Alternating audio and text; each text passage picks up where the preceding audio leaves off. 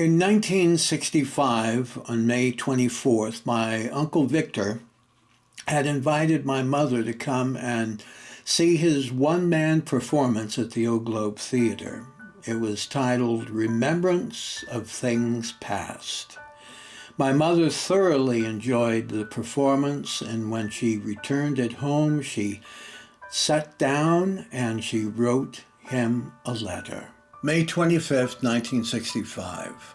Dear Victor, I'm writing to thank you again for the wonderful dinner and the chance to see your performance, although you told the audience not to go away with any message.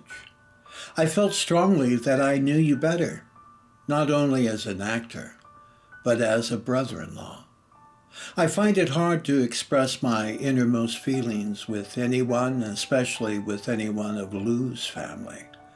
I don't understand the constant inconsistencies which you all seem to possess concerning family, friends, major issues, etc. I find it difficult to communicate with you all. That's why I hope I can convey my thoughts to you so that you know they are sincere. Listening to you the other night, I was sensitive to how much of yourself was involved in the dialogue. I must tell you, I never know when you are yourself or when you're on. Also, and this is the main reason for the letter, I noted the one consistent thing about you which I have observed in your public appearances, your sense of morality. Whether genuine or your selected image builder, I feel it genuine. It's something I must tell you I admire greatly. Since you are exposed to so many people, your ideas can carry influence.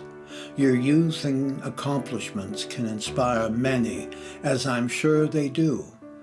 To choose the standards you have is a tribute to you. In a world where personal individualism is hard to attain, I hope you are able to grow in your convictions and become an instrument of conscience in our society.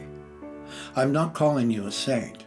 There are many things about you I don't understand or agree with, but you have a gift that can be used for good or bad, and I feel you're trying for the good guys. Thanks again for a universally entertaining show, although you are Catholic and I am Methodist. May our mutual God bless you. Your sister-in-law. Victor, having received the letter, left it on the table or on his desk for approximately 15 days until he decided to write her back. And this is what he said. Dear Hilda, I have not answered your letter simply because I did not know what to say.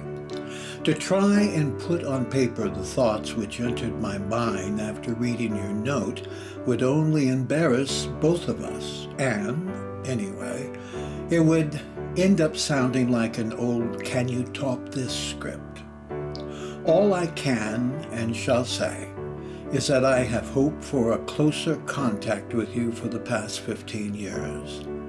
For the reasons you mentioned and others equally as important and unimportant, we have never really gotten together.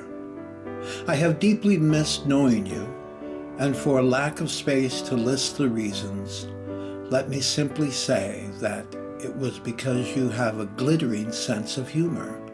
I base all friendships on that sense, and, come to think of it, I lose a lot of contacts for that reason. But I'm drifting. I suppose I can sum it all up by saying thank you. Better late than never, and I pray that this is the start of friendship between us. With a great big six-pack of love, respect, and gratitude, I remain your insane, inane, implausible in-law.